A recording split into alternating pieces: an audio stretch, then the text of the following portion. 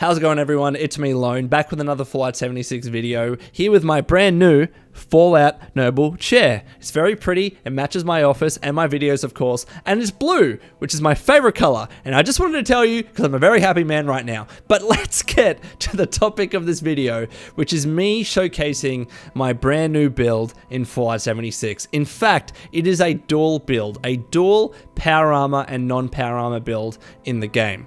The context behind this build is that whenever I've showed you in my videos in the past the builds that I use in the game, I always made them very specific. You know, there was specifically a power armor build or specifically a non-power armor build.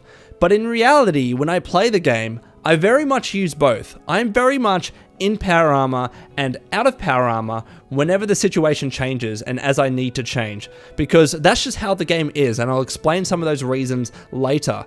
But because of that, I frequently have to change perk cards around because, as you know, some perk cards only apply when you're in power armor and some perk cards only apply when you're out of power armor.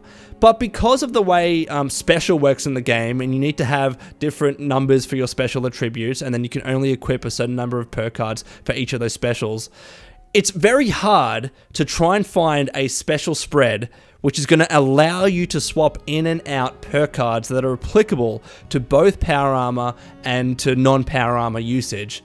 Because sometimes you need to heavily invest in one special stat to be able to equip a lot of those perk cards that might help you in non-power armor, for instance. But let's say you want to use power armor, then you've just overly invested in one special attribute because there aren't that many good perk cards when you're in power armor. So there's a balance, if you understand what I'm trying to say.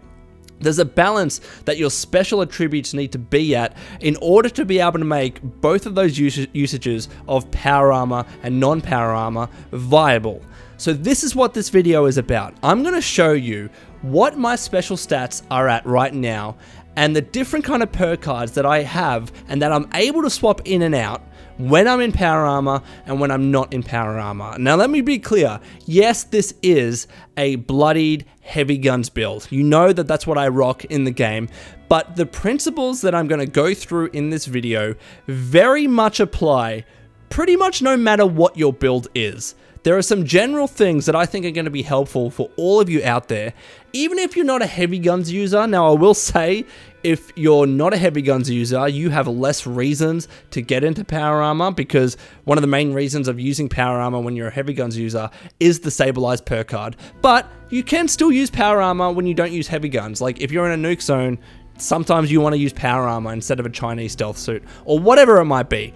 But I just want to say, the principles that I'm covering in this video should help most of you, I think, especially if you are a newer player still learning the ropes. So I hope you enjoyed this video. I hope that it's helpful. If I can clarify anything at all, just let me know in the comments below and I'll be happy to clarify things, especially in a pinned comment. But with all that out of the way, let's get to my dual power armor and non-power armor build in Fallout 76. Alrighty, so we're here using the Nukes and Dragons website. This is an incredibly useful website just for experimenting with different builds in Fallout 76. It's linked in the description below if you want to check it out for yourself. But for now, let's get to my dual power armor / non-power armor bloodied build in Fallout 76. Now, I need to say at the outset, this is specifically for heavy guns that have the explosive legendary effect. And that means two things for those of you that don't have that specific build, right?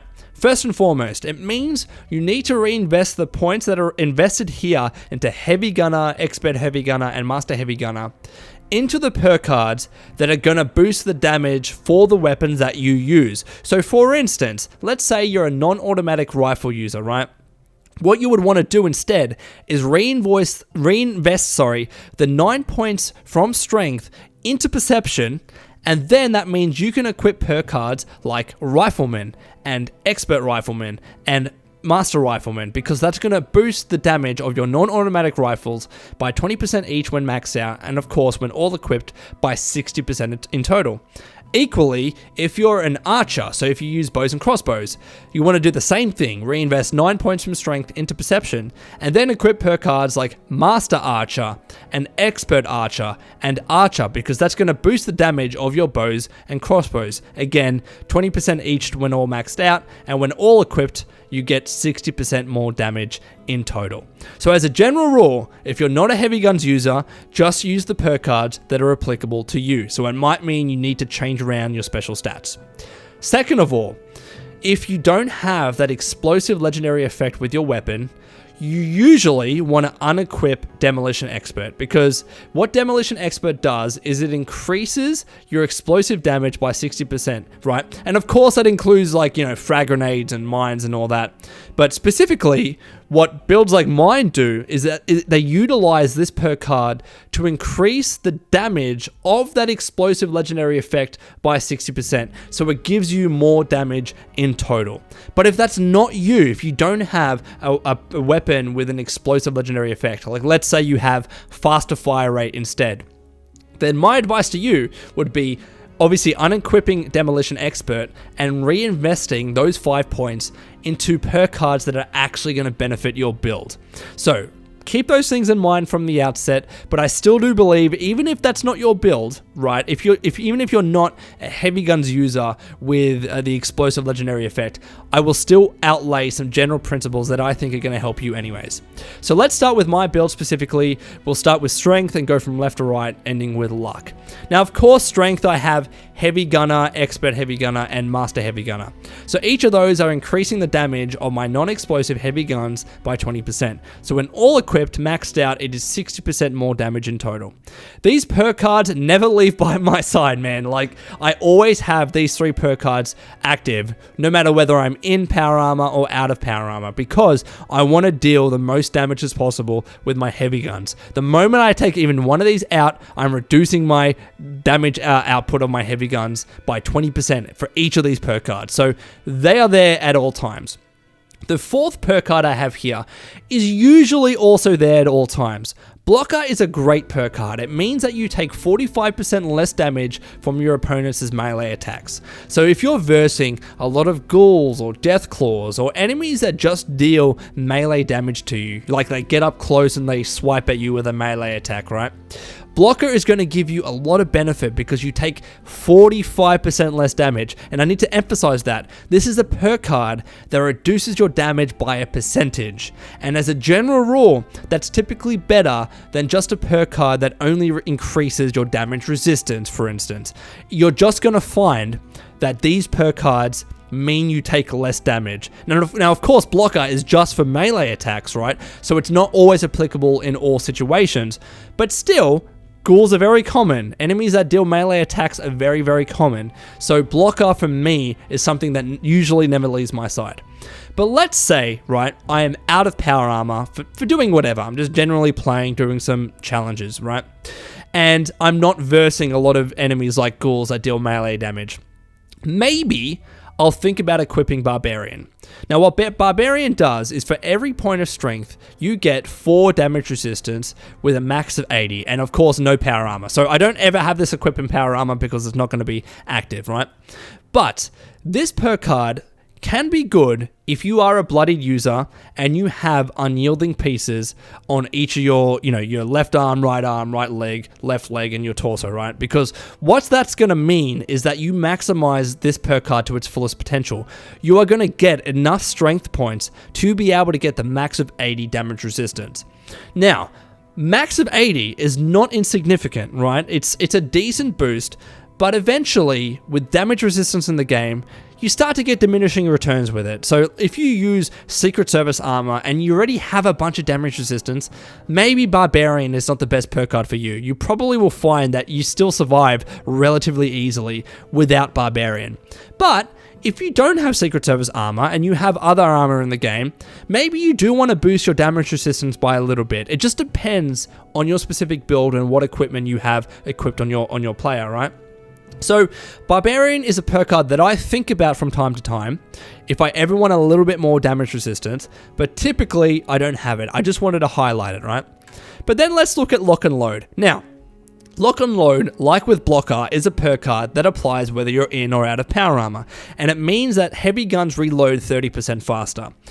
I usually use Lock and Load when I'm versing the Scorch Beast Queen, because when you're doing the Scorch Beast Queen, you're typically not taking much melee damage. Like, sometimes, you know, when the queen lands and you're close and she swipes at you, or if enemies spawn and they come up and hit you, then you will take melee damage. But for most of that fight, you're usually not taking melee damage. So I typically take out Blocker and I equip Lock and Load, because having my heavy guns reload 30% faster is great. Now, it's not going to benefit really my Gatling gun, which is usually the go-to heavy weapon for heavy gun users out there, because a Gatling gun has such a high ammo capacity that you're rarely reloading.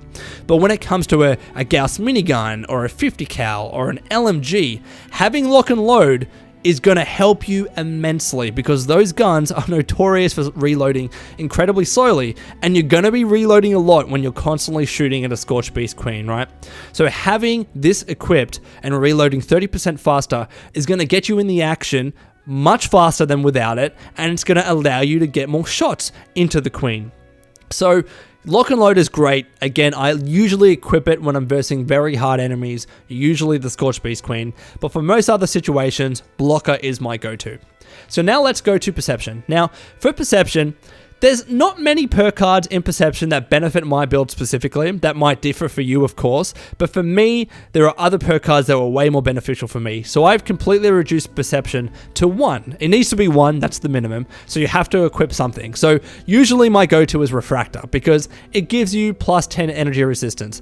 It's not the biggest thing in the world, but it helps. Anything that boosts your energy resistance in my eyes is important, because it's easier to boost your damage resistance with perk cards, especially because of Barbarian, than with energy resistance. And sometimes super mutants with those laser rifles, they wreck me, man. So having a little bit of boost to my energy resistance is great. And of course, it applies whether you're in or out of power armor, right? But let's say you don't care about Refractor and you use VATS a lot. Then you would want to equip Concentrated Fire, because that's going to allow you to target limbs in VATS, and that makes you be able to deal headshots easily in VATS, relatively easily. Sometimes the percentage is pretty low, but swapping to Concentrated Fire when you're a VATS user can be great, because you deal more damage when you're targeting those specific limbs, right? Or if you want to cripple a leg, for instance, having Concentrated Fire is great, and you also focus fire to gain accuracy and damage per shot. But if you don't use VATS and you don't care about Refractor, maybe you want to equip Glow Sight, because you fight glowing enemies a lot, and this means you deal 20% damage to glowing enemies. And there are a few events out there where you get a lot of glowing enemies, so Glow Sight can be a very useful perk card, even at 1 star, to equip, because again, it's a 20% boost to your damage. But usually, I have either Refractor or Concentrated Fire equipped. I like having Concentrated Fire equipped for the Scorched Beast Queen fight, because, like, let's say she's flying around and I don't want to constantly shoot and waste my Gauss minigun ammo, and I have my Gatling gun out. Being able to get critical shots on her head, and I use, you know, Concentrated Fire to do that, you deal a lot of damage that way. But I usually have a Refractor for the reasons I said before. But now let's get to the part of the build which really depends on whether you're in or out of power armor. Like, things can change a lot. So this is you know what, I'm actually going to swap this out. Let's start with the situation when you're out of power armor, right? When you're out of power armor, or when I'm out of power armor, these are the perk cards that I have. So Life Giver. Gain a total of 45 to your maximum health when it's maxed out. This applies whether you're in or out of power armor, so I have it equipped at all times. And the reason why this is great, especially for a Bloodied build out there, is because by giving you more maximum health, when you reduce your health to below 20% for a Bloodied build, I can't talk today, it means that the actual amount of HP you have at that below 20% threshold is more because you have more health. That's how maths works, right? So that's why I like Life Giver. It makes you a little bit more tanky when you're a Bloodied build. So Life Giver is one that I have equipped at all times, whether, again, in or out of power armor. But when I'm out of power armor, I do like having Ironclad. And Ironclad is not something that just gives you 50 damage resistance, which again, it's nice depending upon your build, but it also, on top of that, gives you 50 energy resistance while not wearing power armor when maxed out. I like Ironclad because of that boost to energy resistance. Even with Secret Service armor, my damage resistance is higher than my energy resistance. So I like to use some perk cards here and there to boost my energy resistance just a little bit, so I do better at enemies like, you know, super mutants with their laser rifles, or assaultrons, or like the imposter sheep squad, right? Having that slight boost to your energy resistance, it can help. But let's say I'm out of power armor. Of course, this is not going to apply. It just won't be active. So I unequip Ironclad, right? And instead, I will equip Rejuvenated and Fireproof. And there's reasons for that, right? Let's talk about Rejuvenated first. So Rejuvenated means you get much increased benefit from being well-fed or well-hydrated. Now, when you're well-fed, remember, you get more max HP and you get disease resistance. And when you're well-hydrated, you get more AP regeneration and, again, some more disease resistance. So having an increased benefit from being well-fed or well-hydrated means you have even more health, even more AP regeneration, and even more disease resistance. And those first two especially are incredibly good. Again, if you're a Bloodied user, when you have more max health, it means that you're below 20% threshold level, means you have more HP at that level, so you're a little bit more tanky. Essentially, it's like another boost like Life Giver is, right? So I really... you have to eat and you have to be well fed and you have to drink and be well hydrated for this to give you the most benefit, because it applies when it's above 76% hydrated level and fed level. But when it is active and when you do that, it is incredible. Like, Rejuvenated for 2 points is an incredibly good perk card. So I like to have that equipped when I'm in power armor. And then also, I like to have Fireproof equipped when I'm in power armor. And the reason for that is because I'm usually in power armor when I'm fighting Scorch Beast Queens and just like Scorch Beasts in general. So having my character take 45% less damage from explosions and flame attacks means that I deal less damage from Scorch Beasts from their ranged attacks, right? And of course, I will deal less damage from any other explosions or flame attacks. So Fireproof is a nice to have for me, but some people don't like that, right? And I want to show you some other options for you. Let's unequip these. Let's say if you don't like Ironclad as much as I do, or if you don't like Fireproof as much as I do. For instance, I like Adamantium Skeleton. This is one, it only applies really when you're out of power armor. But if you don't have legendary armor that reduces your limb damage, Adamantium Skeleton can be nice to completely reduce your limb damage, or even 1 or 2 star to reduce it by 7%. So that's something to think about.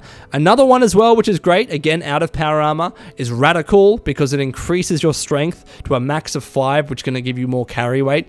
And it's especially applicable if you're a Bloodied user with unyielding pieces of armor. So I like Radical. But those are just the ones that I think about from time to time. I generally do like the Ironclad, again, because of that energy resistance specifically. And then I do like Rejuvenated and Fireproof when I'm in my power armor. Now let's move on to Charisma. Now, Charisma. This has completely changed for me because I'm usually playing in a team now. So that completely changes what perk cards that I have in Charisma at all times. First and foremost, I always have Strange in Numbers equipped. Because when you're mutated, your positive mutation effects are 25% stronger if your teammates are mutated too. So look at the benefits for all of your mutations in the game. And when you're in a team, and your teammates are mutated, those benefits are 25% stronger. That's incredibly good. For a single star perk card, that's amazing. And you know how much easier it is now to get into a team with the public team system. Literally the first thing that I do when I go into a world, I just either create a new team or I join an existing team. And more often than not, there's going to be a teammate there that's mutated. So I'm going to have Strange in Numbers active. And it's something that's very easy to share too, which people like. Now, Inspirational. The only reason I have Inspirational on is because of the Legendary Run season. So when you're on a team, you gain 15% more XP. As you know, with those challenges that require you to increase your level by 1 or by 3 for the weekly challenge, or the repeatable XP challenge, so for every 10,000 experience points that you get more score.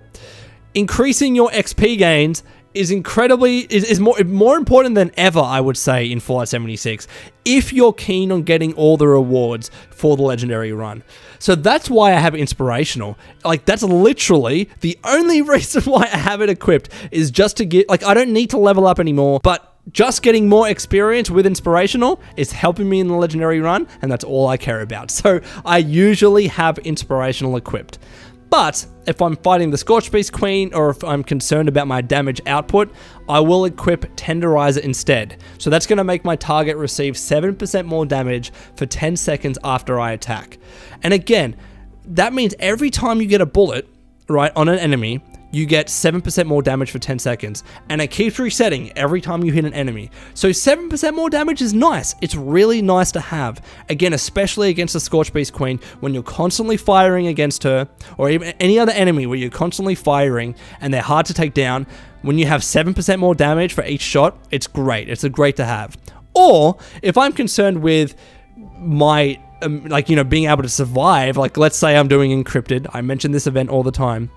And I'm fighting the Imposter Sheep Squatch, or any other enemy that deals a lot of damage, like an Assaultron for instance, I would equip Suppressor instead, because what this does is it reduces the damage of your target by 30% for 2 seconds after your attack, and again, it resets every time you get a shot on that enemy. So the reason why this is so good, like let's say you are versing the Imposter Sheep Squatch, and it's doing that crazy laser beam attack against you.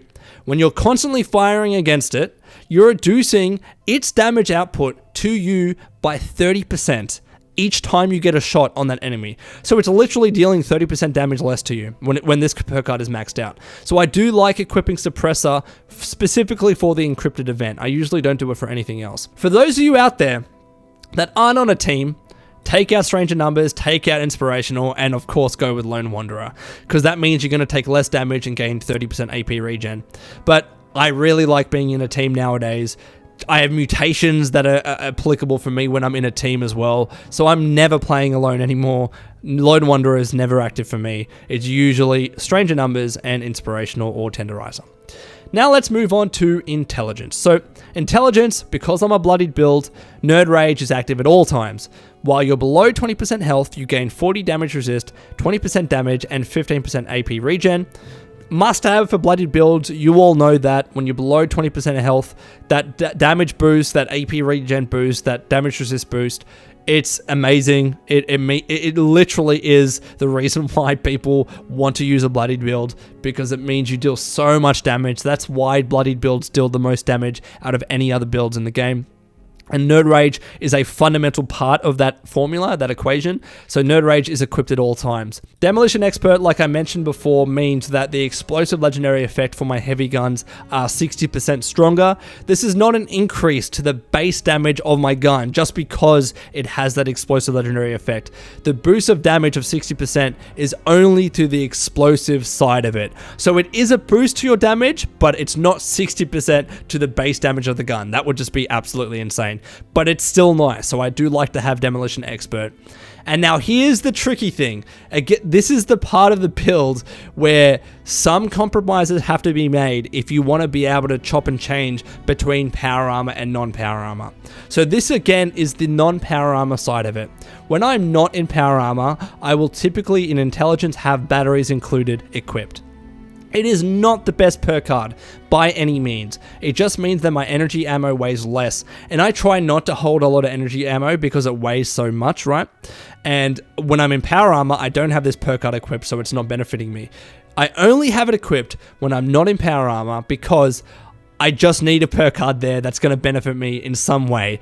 And I find batteries included gives me more benefit out of any other Intelligence perk card. So it's not the best. It's not completely optimal when I'm out of power armor, but I need to have that extra 3 points in Intelligence because when I'm in power armor, I need Stabilize equipped. Like if you are a heavy guns user and you are in power armor, Stabilized needs to be part of your build because it means your heavy guns have excellent accuracy and ignore 45% of armor, which is amazing against the Scorch Beast Queen. I equip this, I jump into power armor when I'm fighting the Scorch Beast Queen, and I have stabilized active because I'm going to ignore 45% of her armor. And it's any other enemy that has a lot of armor in the game. Stabilize is an amazing perk card. It's pretty much the reason why heavy guns users are in power armor so often, right? But because I need to be able to have enough perk card points to equip all these three, my intelligence has to be at 11. So when I'm out of power armor and stabilized does not benefit me because it's only a power armor applicable, then that means I need to just equip a random perk card, and that's why batteries included is the one that I have. It's not the best, but it's just to ensure that when I'm in power armor, I can have stabilized, all right? So now let's move on to agility. Adrenaline, maxed out, amazing perk card. It means you gain plus 10% damage, max 60% for 30 seconds per kill, and the duration refreshes with kill. So every time you get a kill, you get another 30 seconds. Adrenaline is awesome, man.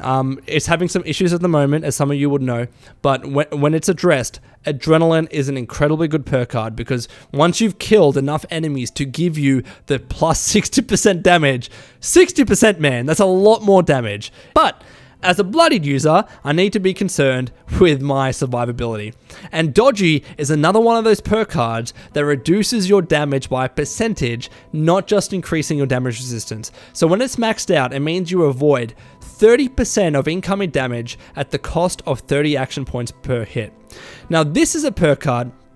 Again, it applies in or out of power armor, but especially when you're out of power armor and you have unyielding armor as a Bloodied build and you have a lot of AP, Dodgy is amazing because it's going to constantly activate every time someone hits you and you avoid 30% of damage. That means you die way less often. Like, do not sleep on Dodgy. It's an incredible perk card. And again, even when I'm in power armor, I like to have Dodgy because I still do have some AP points to use. And I'm not usually using VATS when I'm in power armor because I don't have that many AP points. I'm usually just like, you know, straight shooting a Gauss minigun at a Scorch Beast Queen. So Dodgy is usually always equipped for me. But then, when I'm out of power armor, I like to have evasive. Again, it just increases your damage resistance. I talked that down before, but it's another one that increases your energy resistance. So for each agility point that you have, you add 3 damage resistance and energy resistance to your character, max 45. So getting another 45 damage and another 45 energy resistance, in addition to the Ironclad one, it means that your character is a little bit more bulky. And again, I recommend utilizing this if you can get the max 45. If you are a Bloodied user with those unyielding pieces and with a lot of agility, if you're fully maximizing evasive, then I would say it's a good perk card. If you're not getting close to 45 max, then I would not use evasive. I would use something else.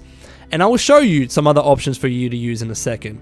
But let's say I am in power armor and evasive is completely useless for me. I would equip Action Boy or Girl instead, because that's going to give me a faster regeneration with my AP by 45%. And of course, when you jump into power armor as a Bloodied user, it means you have less AP as a result. So I like to have something that increases the regeneration of my AP points, because that's going to mean Dodgy activates more in a firefight. As you get more AP, you can use Dodgy more, right? So I like to have Action Boy when I'm in power armor. And then let's give you some other options, right?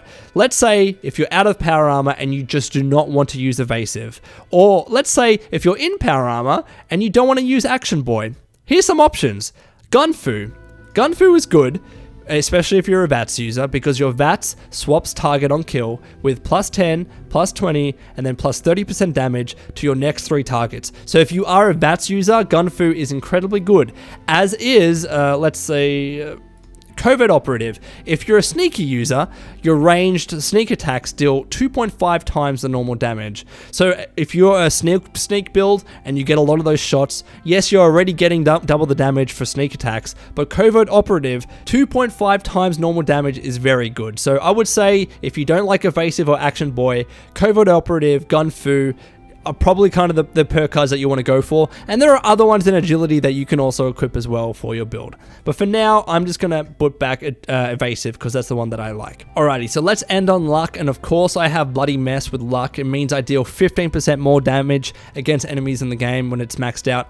Must have perk card in my eyes. Getting that damage boost is incredible. And of course, your enemies may explode into a gory red paste, which is fun in my eyes. But anyways, Starch Genes is another must-have because I know that most of you out there do have mutations on your build, so you need to have Starch Genes fully maxed out because it means that you'll never mutate from rads, and rad away will never cure your mutations. The reason why that's important is because when you have all the mutations that you're happy with in your build, you don't want to gain any when you're in an irradiated area, for instance, that are going to be bad for your build, because not all mutations are going to be good for your build specifically, right? And equally, sometimes you need to use a right away in the game so you don't die. But when you do that and you don't have Starch Genes activated, it means there's a chance that one of your good mutations can actually disappear. So that's why Starch Genes maxed out is a must-have for any of you mutated builds out there.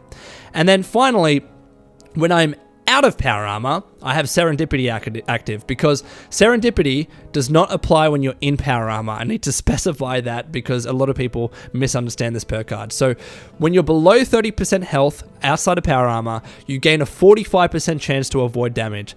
This is such a good perk card, man, especially for bloodied builds out there that are worried about survivability, and that of course you are below 30% health when you're a bloodied build. Getting a 45% chance, almost half a chance, to completely avoid damage. It's not just a percentage, you completely avoid damage. Anytime you get hit, you have almost a half a chance to avoid all damage to your character. That's amazing, man. Like, it's such a good perk card. I recommend it for most people, so that's a must-have in my eyes. But when you're in power armor, it doesn't apply, so you need to equip a different perk card, because I will never not have a non-power armor build without these three perk cards. So I need to have 8 points on luck. So when I have Serendipity unactive, I need to swap something into there, and usually that's Ricochet, because Ricochet does apply when you're in power armor, and it means that you get an 18% chance to deflect back some of the enemy's range damage. So it's okay. It's obviously not 45% chance, and it does activate every now and again, and you deflect back damage. So when you deflect back, it also means you hurt your enemy as well. So it's a nice to have, but if that's not you, probably one gun army is the one that you want to do, because it means that your heavy guns gain a 12% stagger chance and a 12% chance to cripple a limb. So that's incredibly good against some enemies. Or you have Class Freak. Now, when your build is mutated, when your mutations have negative effects attached with them, that's just the reality of mutations. But when you have Class Freak maxed out, it means the negative effects of your mutations are reduced by 75%. It's a very good perk card. Like, don't sleep on Class Freak. If you don't like Ricochet or One Gun Army or even Serendipity, Class Freak is something that I recommend. But I'm happy with the negative effects of my mutations, and I'll cover them right now, because they're not that bad, to be honest. So I don't care about not having Class Freak. Serendipity, to me, is much more important. Alrighty, so let's end on mutations. I'll explain all the ones that I have, and very quickly explain the other ones, and explain why I don't have them. So Marsupial, pretty much everyone has it. It means your jump height is awesome, it's fun to use, and you get plus 20 carry rate, which is great. Then I have Herbivore. It means that my veggies provide double the benefit, and I don't get a disease. Either you're a herbivore or a carnivore user. If you're a carnivore user, you don't get disease from meat, and you have a double the benefits as well. And nowadays, that also applies to like an XP bonus that a type of veggie or that a type of meat might give you. So that makes herbivore and carnivore very good. I like those mutations, so just pick the one that's applicable for you. Adrenal reaction, if you're a bloodied build out there, it means you deal more damage at lower HP. The downside is less max HP, but that it boosts to your damage is so important, so you really want to have adrenal reaction. Speed demon is also very good. Your movement speed's faster, and you have a faster reload, especially for you heavy guns users out there that have very slow reloading guns. You really want speed demon. It just means that the drain on your hunger and thirst is higher while you're moving, but in the game, that's not much of an issue. Herd mentality. I use this because I'm in a team all the time, as I explained before, so I get +2 to all of my special stats, and the only downside is when I'm actually alone, and I get -2 to all my special stats. So this is actually not a downside for me, because I'm always in a team, right? Let's move on to the next one. Bird bones. So your fall from heights is more gradual, which obviously it pairs well with marsupial, and you get +4 agility, but obviously the downside is less strength, and -4 strength equates to 20. So that kind of does counteract marsupial, that gives you 20, but falling gradually from a large height is obviously going to help you do less damage when you land, and obviously it's just fun. It's fun to have bird bones. Scaly skin, you get +50 damage and energy resistance. To me, that's a must-have because it only reduces your AP by 50, which isn't that much, to be honest. And then that's pretty much all the mutations that I have. Some of the other ones that you might think about getting, I'll explain. Egghead, you get +6 intelligence, which gives you more experience, especially for the legendary run season. So if you want to get more experience from each of your kills in the game, from anything in the game, Egghead is very good. Healing factor, don't get this if you use chems a lot. If you use stim packs a lot when you're a bloodied build, you don't want healing factor. But if you don't like to collect a lot of stim packs, having that health regen out of combat is very good. So it just depends on your build. Grounded, I would have grounded if I don't like to use energy weapons. So if you like to use Gatling lasers and Gatling plasmas, laser rifles, stuff like that, you don't want grounded. If you never use energy weapons, then you get that +100 energy resistance. It's nice. Empath, if you want to be nice to your teammates, you use it to give them less damage, 25% less damage, but it means you take more damage, so maybe not good for a bloody build out there. Eagle Eyes, it means that your critical damage is more, which is great for you VATS builds out there, and you get more perception, but obviously the downside is for less strength, which for me, because I already have bird bones reducing my strength by 4, I don't want another 20 less carry weight, especially because when I'm in power armor, it just cripples you, right? Next one, Talons. If you do punching attacks, use Talons because you deal more damage and you have bleed damage. But if you're not a punching user, don't use Talons. Plague Walker is one of those mutations which you might as well have if you don't care about diseases, because you get a poison aura that scales with your diseases. So if you don't mind having a bunch of diseases on your character, then get Plague Walker, but I just don't bother with it because I do like to cure my diseases from time to time. Unstable Isotope. You get a medium chance to release a radiation blast when struck in melee. It's not that great. It doesn't damage your enemies by much, and if anything, it just gives you damage when it activates. So I would not recommend Unstable Isotope for most of you bloodied users out there. Chameleon, you're invisible while unarmored and standing still. Must be unarmored and stationary for the effect to work. Obviously, there is armor that helps you with the Chameleon mutation, and a lot of you that utilize that armor know what I'm talking about, but I don't like to use it because I'm not really a stealth user. Twisted Muscles, if you deal melee damage, Twisted Muscles is great because it gives you 25% more melee damage and a better chance to cripple limbs, but your gun accuracy is reduced by 50%, so probably not good for any of you gun users out there. I covered Carnivore, and Electrically Charged. You gain a chance to shock melee attackers. It's kind of similar to Unstable Isotope. It doesn't damage them by much, and it damages you. So if you're a bloodied user out there and you're worried about survivability, don't use Electrically Charged. Woo, I've been talking for so long. Damn it, I'm done with the video. Let's end it. Alrighty, Wastelanders, that is all from me. I hope you enjoyed this video. I need to stop recording because it's been too long. Let me know in the comments if there's anything I can clarify. I hope you enjoyed this video. But until next time, this has been the Lone Vault Wanderer. Please take care of yourselves, and would you kindly keep fighting the good fight.